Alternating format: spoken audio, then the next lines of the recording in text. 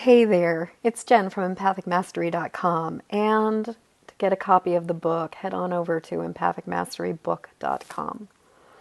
So I wanted to share a perspective and a story, actually two stories with you.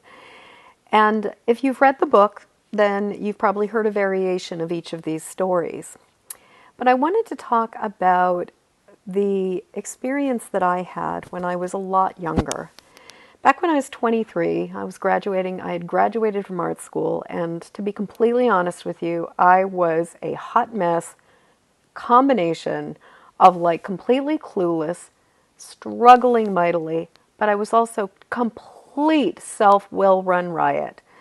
I was in a place where I believed that I knew what was best for me. I had ideas, and I didn't have particularly, let's say, appropriate or healthy logic.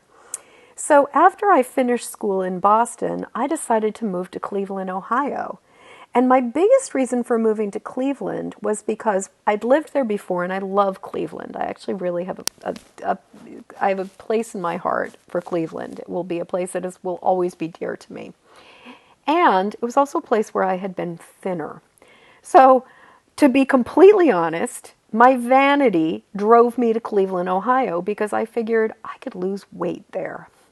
And I could also somehow just go from being an absolutely confused, terrified 23-year-old with no clue about what I was going to do with the rest of my life to somehow being this rock star, video making, self-employed artist. Okay, I bet you can see some of this coming. I will also say that I had just quit smoking. I had decided to get off my birth control pills and to go cold turkey off of antidepressants that I was on. Now, I'm going to say, if you are on a whole bunch of medication, do not just stop at cold turkey. This is not something you want to do. I was just so young and dumb and clueless that I had no idea what kind of a tailspin I was going to send myself into.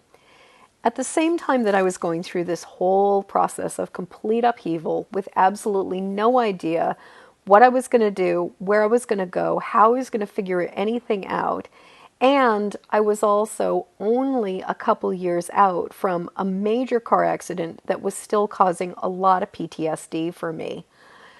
I was really, not only that, I had just ended my relationship with my boyfriend because I was leaving and moving to Cleveland and he was staying in the Boston area. So it wasn't necessarily that we didn't want to be together, it was just that we were kind of breaking up by default. So I'd quit smoking, I'd quit birth control pills, I had quit all of the antidepressants that I was on, I had left my boyfriend, I had gotten out of school, and I had left my entire limited but still support system. And I was also binging on sugar like there was no tomorrow. So I felt fat, I felt bloated, I felt terrified, I felt scared. I had no idea what was coming next. And being essentially self-will run riot, I decided that the answer was to take a geographic cure and drive to Cleveland, Ohio, and set up a whole brand new life there. Well, as you might imagine, I got there, and within a few days, I was spinning out. I didn't have any of the tools to sit with myself. I didn't have any of the tools to deal with the fear that was coming up for me. I didn't know how to adult, much less start out in a brand new city with a whole new life. So I basically just started to sink. I was scared, I was sad, I was lonely, and I was really, really, really confused. And so I just started to cry. And I was just crying all the time. And in a way, for the very first time in my life, I was desperate. I was so desperate that I was willing to try anything. And I was also willing to admit that my best thinking had gotten me to the situation that I was in. And it wasn't working. So I had to come to terms with the fact that this didn't work. And that was the first point where I had to admit that my life had become completely unmanageable and that I was powerless over figuring out how to make this thing work.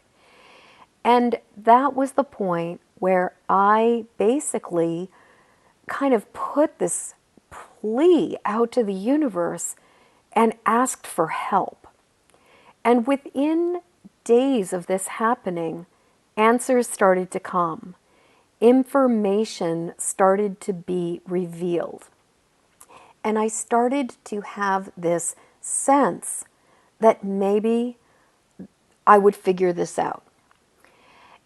What I realized pretty shortly after doing this was that I had made a huge mistake. And that even though it had taken a lot of energy and time and effort, thankfully, I think my apartment was like, the rent for my apartment was something like $150. It was like, at that point in time, it was incredibly cheap to live in Cleveland. So cost-wise, it actually wasn't that much of an expense. But emotionally and energetically, I had a lot of egg on my face. I basically had to come crawling back to Massachusetts with my tail between my legs, feeling humiliated, embarrassed, and humbled by the fact that I really didn't know what was best for me. And I also had to admit that what I thought would be best for me was not going to work. And I remember the point when I allowed myself to say, I can't do this alone, and I am not in charge. And as I drove home, as I got in my big silver station wagon, I had this ridiculous V6 engine, Chevy Malibu, like silver station wagon. I think it was like an 81, like this was like 1986, and it was like a 1981 silver. I called her Sheba the Silver Savior. I mean, it was like this thing was a massive boat. And it was like, it kind of had this like wobbly way of like going across the road. It was, oh God, it was a wild little car, or big car. It's probably one of the biggest cars I've ever owned in my entire life. And I'm driving down the road, and I come out of Ohio into Pennsylvania, from Pennsylvania into New York. And there is a certain point where all of a sudden I drive through this valley, and there's a rainbow. There's a point where I drive through and there's one rainbow.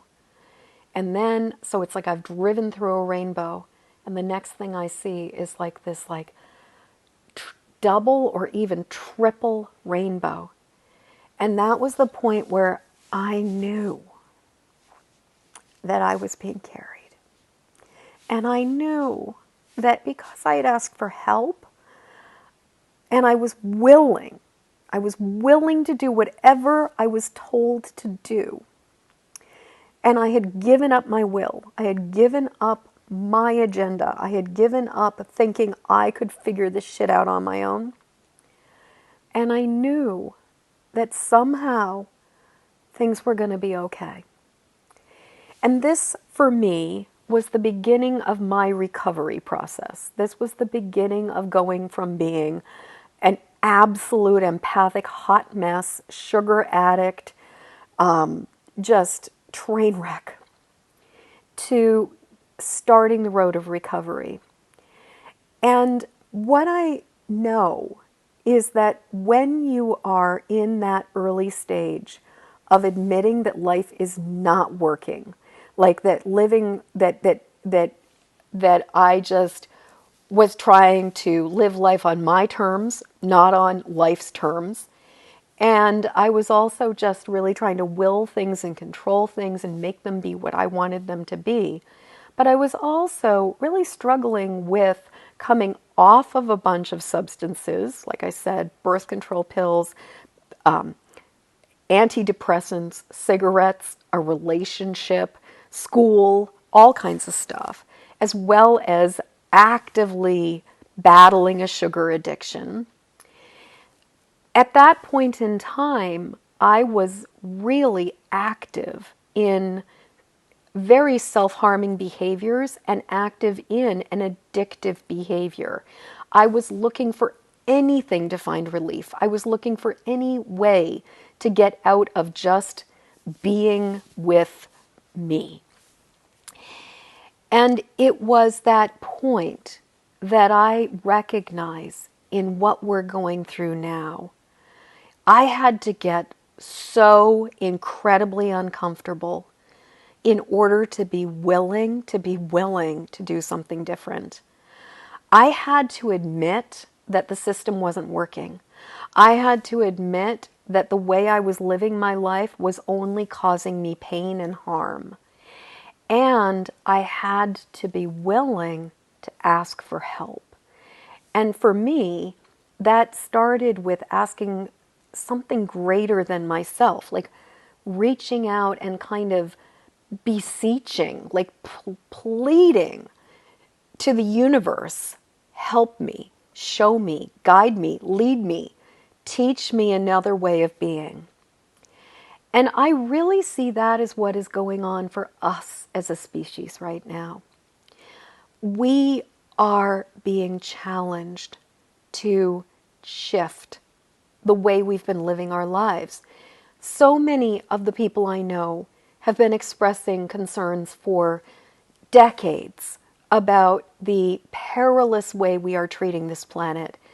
Decades about all of the crazy, hyped up, addictive, nutty behavior that's going on.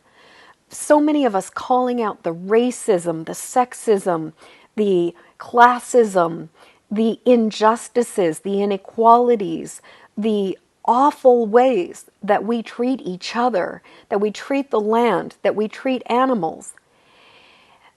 You know, so many people looking at and saying things like factory farming, it's not sustainable.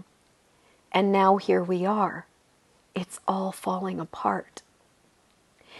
But like an addict, when we're jonesing and we're going through withdrawal, it fucking sucks.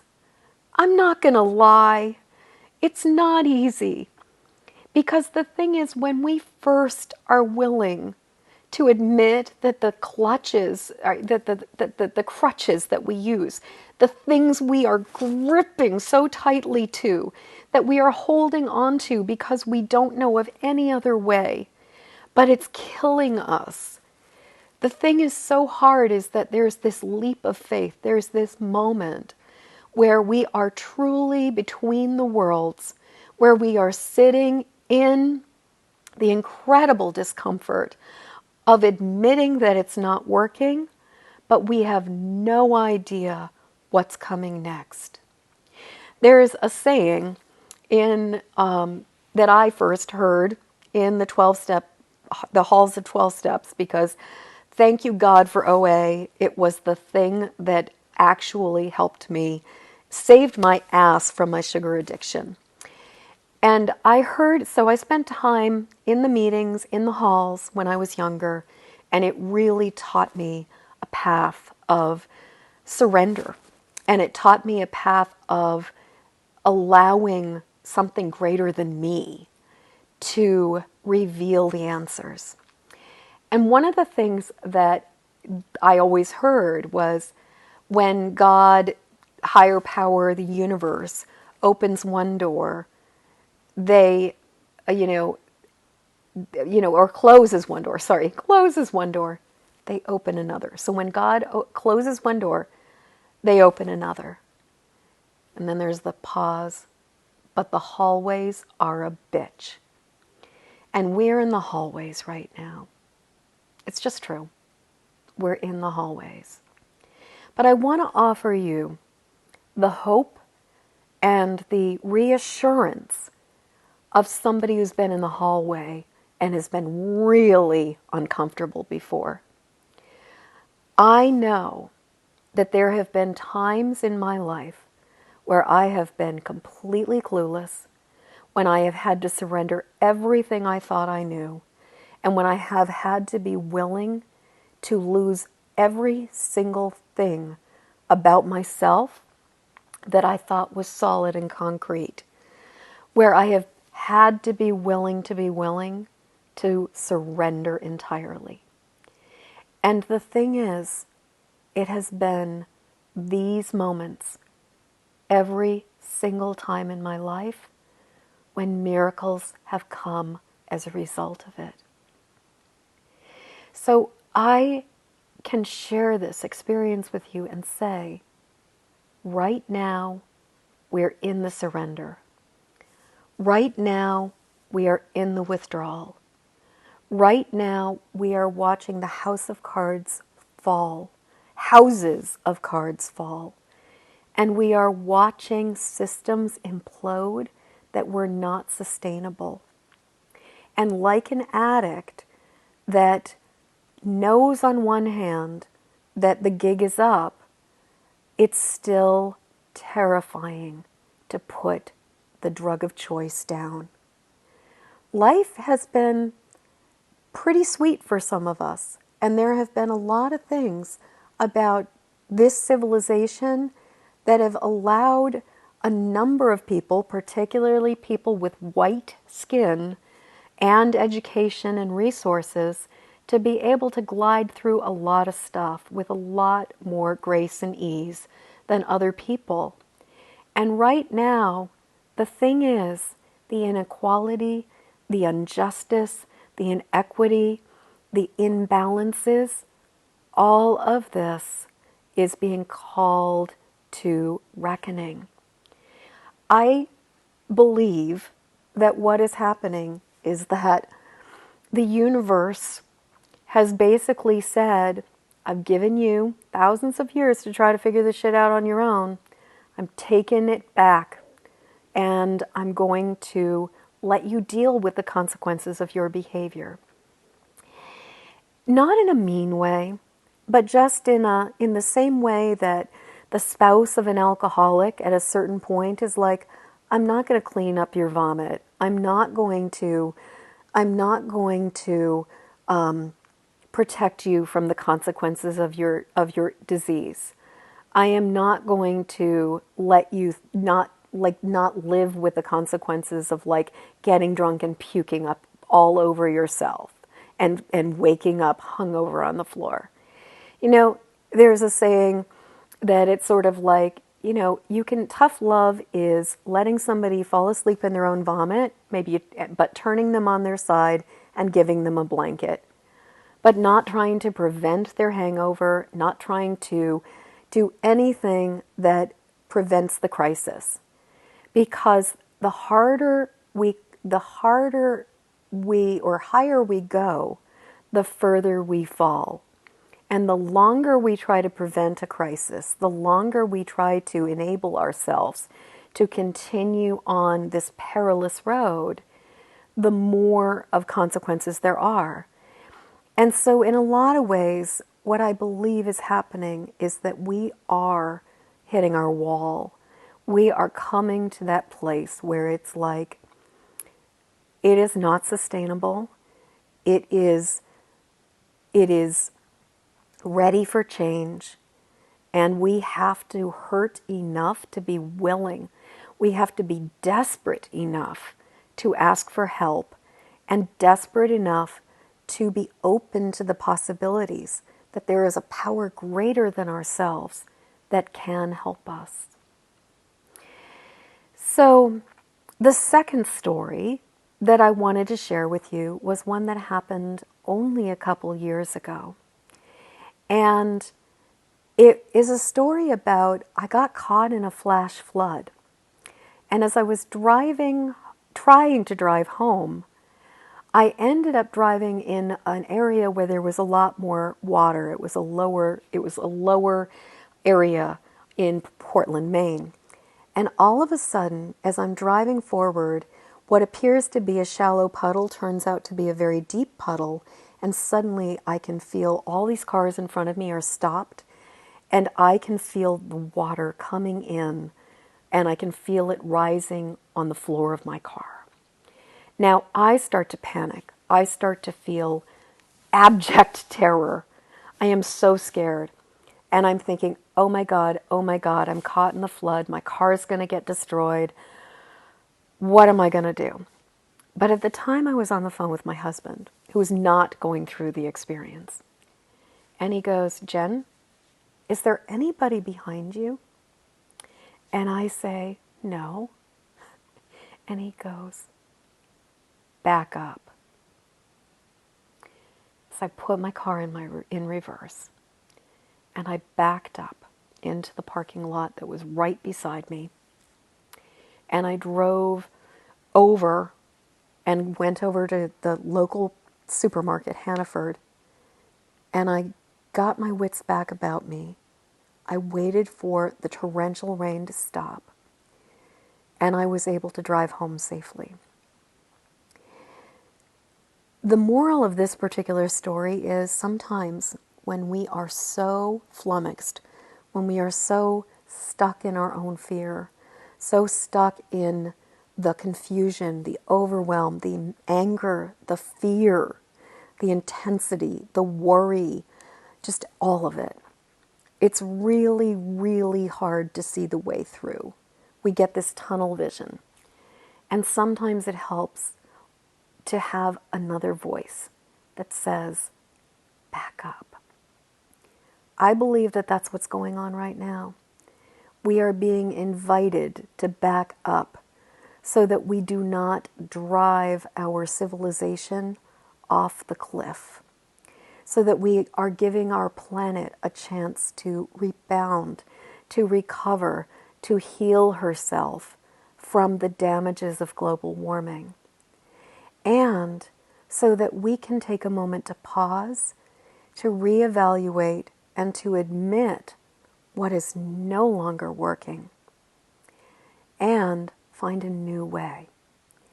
Now, as I said before, when God closes one door, God opens another, but the hallways are a bitch. And in times of profound uncertainty, it can be really, really hard to know what comes next. So what I will say is, let's just breathe. Let's just acknowledge this. Let's acknowledge that none of us know what comes next. This is a time of profound uncertainty. This is a time where it can be really easy to spin out. And this is a time where it's really, really easy to want to project into the future and look at the possible timelines, especially for those of us who are empathic and psychic and we can see future possibilities.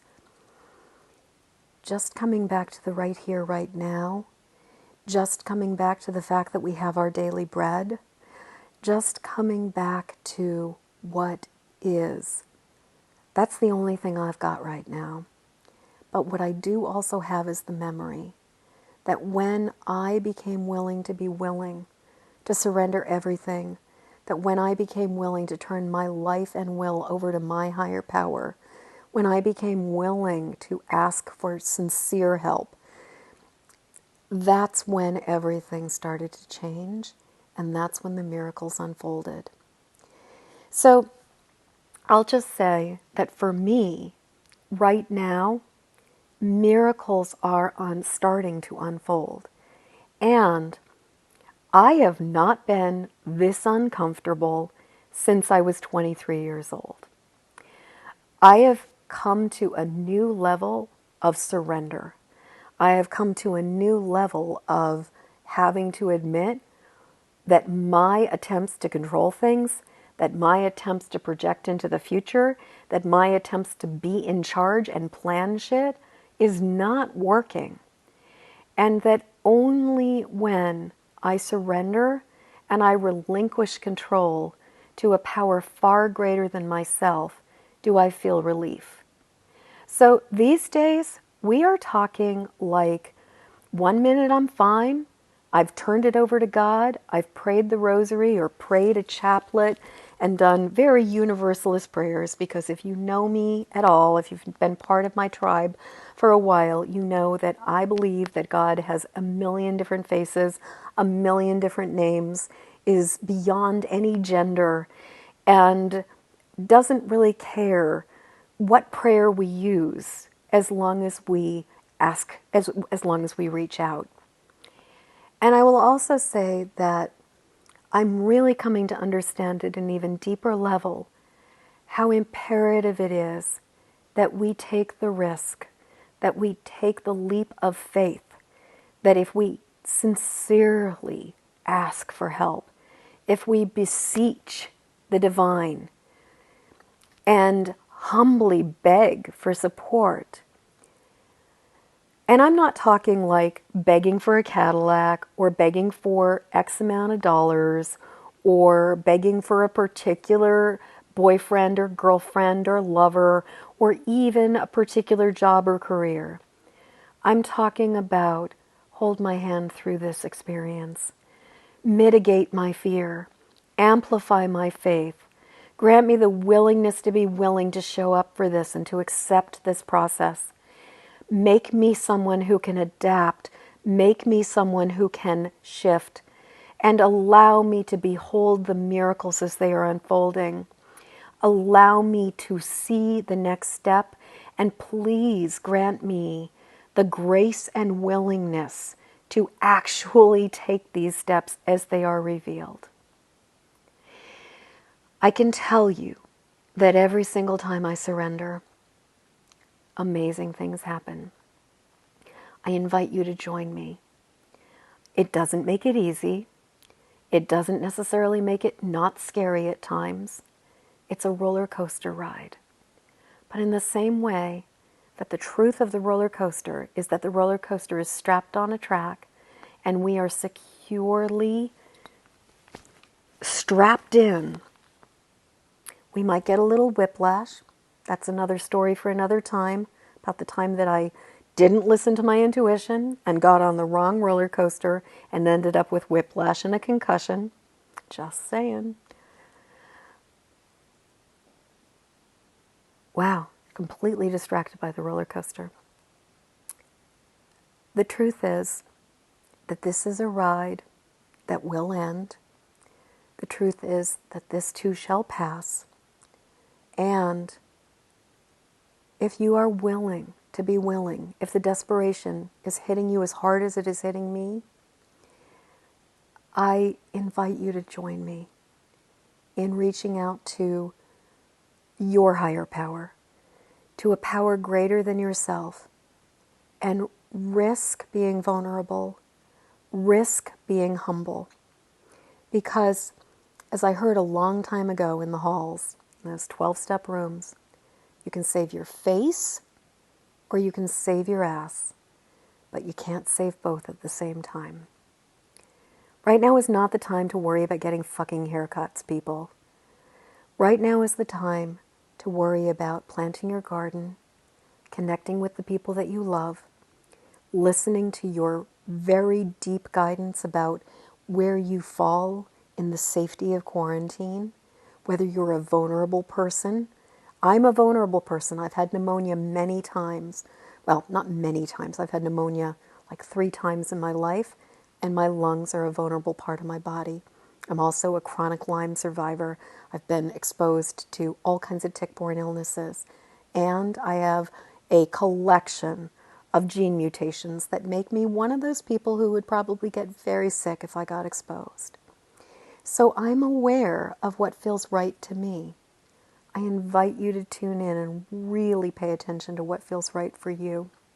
And even though I have absolutely no idea what the answers are, where they're going to be coming from, how we are going to drive ourselves out of this skid, or how we're going to back up out of this big puddle we're heading into, I know that the only answer is to be right here, right now, focus on the task at hand, wash the dirty dish that is in front of me, answer the email that is sent to me, respond to the people that I love, and do the thing that is before me. So I will tell you that for the last 30 plus years, when I am willing to listen and I am not trying to will things myself or let my ego take over, when I ask, Spirit, God, Goddess, Mama, answers the question, when I say, what do I need to do? They will usually give me one simple, single step. And then when I try to overcomplicate it and I say, but, they say, do what is before you and the rest will be revealed. Let me repeat that. Do what is before you and the rest will be revealed. Miracles are unfolding. Ask your higher power for the ability to behold them. Grace is available. Ask your higher power for grace. Ask for relief from the resistance. Ask for relief from the paralyzing fear.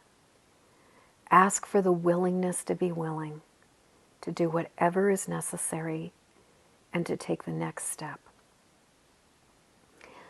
I am sending you all so much love on this May Day. And believe me, the irony is not lost on me that this May Day is also our May Day, May Day. I wish you the grace to be vulnerable enough, to be humble enough, and to care enough about your ass that you're not trying to save your face right now. And that you have the courage and the desire for self-preservation to take the risk and to truly reach out and to beseech a power far greater than you for miracles. 95% of me knows that miracles are unfolding.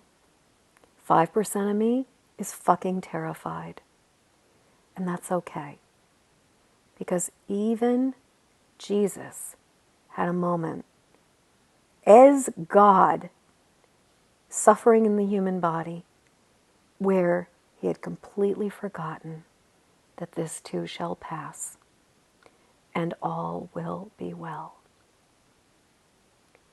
I'm sending you so much love on this May Day.